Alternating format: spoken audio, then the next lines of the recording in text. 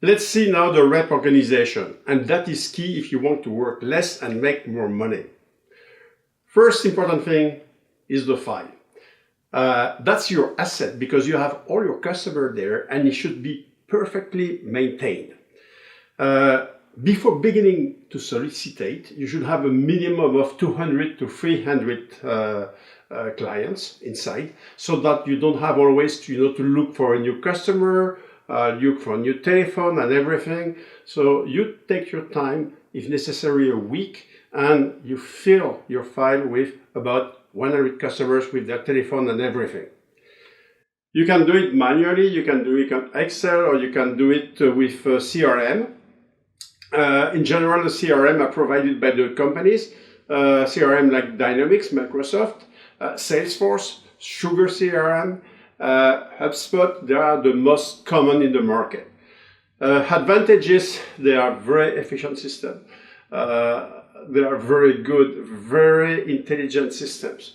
The drawbacks are that most of the salespeople hate it because they are too complicated. They are mainly organized for the sales director. They are organized for the marketing. You have to put a lot of things inside. But a lot of reps complain that they spend more time filling the CRM than working. So anyway, you have to have something. You have to have a CRM, but it should be as simple as possible. So if you are working in a very small company or by yourself, another possibility is to make your own CRM with an Excel. I'm just going to show you at the next slide. Most of the time it's enough, and it's most often much more efficient than the complicated CRM. If necessary, and if you are not you're not very well at ease with electronics and things like that, you can always use a paper card. It's basic, but it's sometimes necessary for some reps. In some industries, like the beauty, salespersons are not very good with electronics, so they prefer to write. And no problem, as far as you have your file. So, what should you have inside? At the minimum is to have the client's name, the phone, and the mail. You should have the contact date so that you know within the next months when you talked to this person the last time. Most important is the follow-up date, because you should call the right customer at the right time. And the only way to do it, because your memory won't be good enough for it, is to write it. And if you write it, then at the right time, you will be able to call this person back. You should have also on the paper, on the card, the services and product that he bought before, so that you have an idea of what this customer like and what he would like to have for the future. When I say customer, it can be a customer, it can be a client, depending on you are in a B2B or B2C. If possible, you should have also the client's needs, so that you know before you call what you should be proposing for the next time. The pipeline now. The pipeline is, I would say, follow-up of the file. Pipeline is what you have ready to be selling soon. That means the opportunities.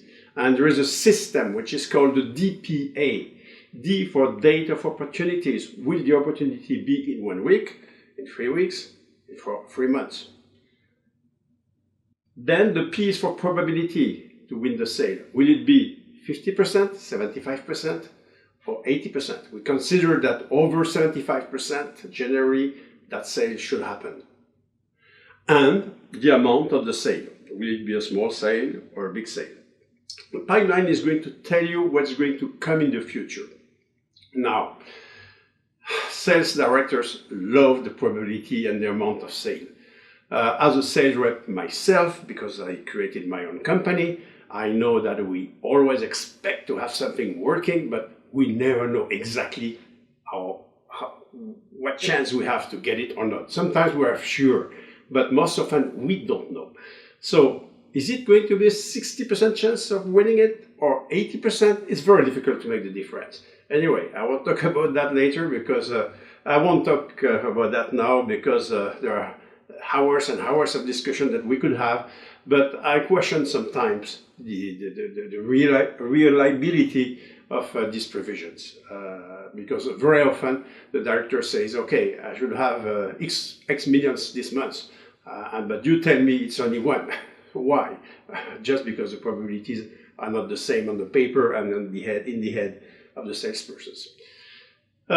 So the pipeline should be integrated to the CRM, and if you want to make it work, you have to fill it. If you don't fill it, it won't work. As simple as that. I know it's taking some time, but it's your tool. Now, how you could build the tool with a CRM, with Excel, a CRM with Excel. This is in French, but here there is the date, for example, when you called. This is the category of customer, something. Priority, the name of the organization, the name of the person you talk to, the telephone, the needs, who made the call. Is it you or somebody else in the team? Or who is following up this customer? And that's the most important one. When you should call this customer back, the proposal and the mail. Basically, it's enough. You can write a bit more, for example, here in the needs and notes. But there is only one line per customer, and you have the vision of all the customers you have to call within only one page, which is sometimes much easier than a very complete and very complicated CRM. That's your own CRM, and you can make it yourself. Now, if you don't like electronics, you can always use paper files. As I said, in some businesses like Beauty Institute, hairdressers, they don't like to use electronics. Most of them, except it for the younger ones. So it's still an excellent system. It still works. I mean, my father was using it and was making a lot of money with that at the time. Began my business doing that too. So it's very efficient.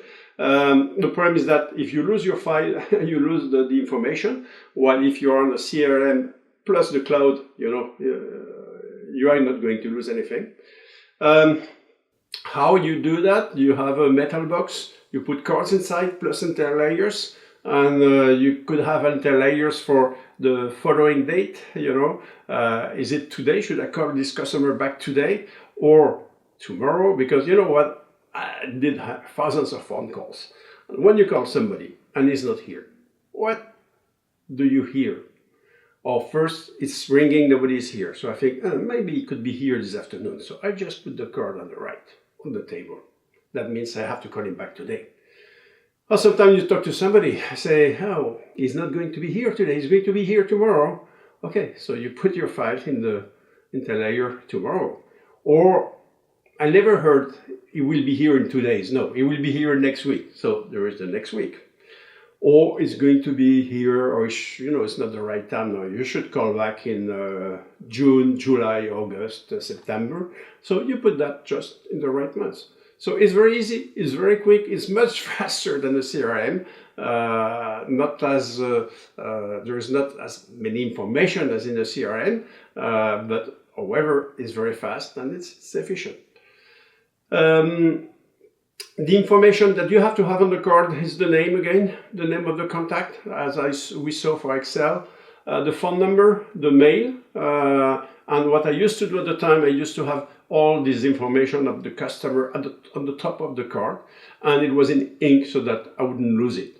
And at each contact, I was using a lead pencil so that I could, take it off when necessary. I would use about 2 or 3 contacts, and then after I would erase it and take the next one. So that's another possibility. It works. Now, client classification, and we are going to finish this lesson with that, but simple but key. Best salespersons I've been working with, they were talking very well, they had very good sales speech, for sure, but mainly they were able to control that and to manage that perfectly well. So I'm going to try to explain it. On the vertical axis, you have the big customer on the top and the small ones at the bottom. On the left here, you have low potentials. On the right here, you have high potentials.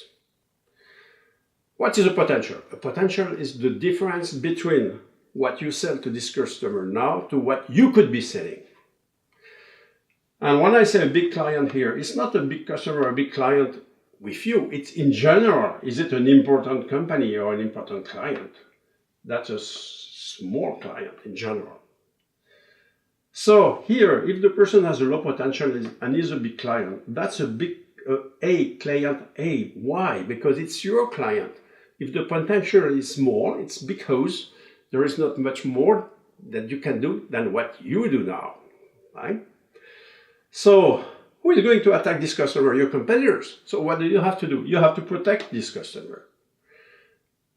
That means what? That means that you have to see this customer repeatedly. You have to offer him some programs so that you can gain his fidelity, to keep this customer as much as possible. So you have special programs for that, and you should call him or meet him as much as possible. Now remember, don't forget that 20% of your customer make about 80% of your revenues, and they are here. So you should keep the best relations with this customer. Very often I see reps that spend more time with D and C and that forget to meet A customers. So at the end of the year, they think they're going to make a good year, and just before the last month, they lose a few big ones. And that's normal. Why? Because they not spend enough energy and enough time to try to keep them. Okay? But whatever you are going to do, you are going to lose some A. Why? Because that's life, and because your competitors attack them. Okay? So that means that you have to look for big customers. What are big customers? They are a very important client, but there is a big potential. Why? Because they are the client of your competitor. That means that you have to go and look for them. Okay? They are key for you. So you have to try to protect them and go and look for these big customers. And the best salespeople, I know that's what they are doing. They are very good at keeping their customers, and many very good at attacking the customers, the big customers of the competition.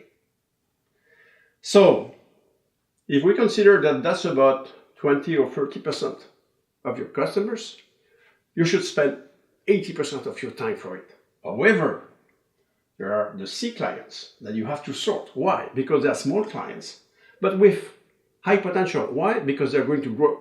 So you shouldn't forget them. Because even though the potential is not immediate, because the customer is small, it is going to grow, and you shouldn't leave that to the competition. And D clients here are small, with small potential. You should just let them do and not spend too much time with them. And here you should try to sort. The problem is that if you don't do this classification, if you don't try to know who are your customers, you are going to wait for them to call you. Who is going to call you? Generally small customers. You know, they call much more than big ones. So you are going to work a lot with D and C, and mainly D, while your competition attacks your A and protect their B. So you should do the contrary. You should try to do the minimum with them. You should sort them. And you should try to emphasize your effort on the B and the A. Okay? So what do you have to do? You have to take your fight, but you have done it. If you have begun to sell, you can now sort them, and you can categorize them, and you can put them in your CRM, whatever it is, paper, big CRM, or Excel or something else, and then you can begin to prospect and to solicitate these customers. So we're going to finish on this acetate and go to solicitation.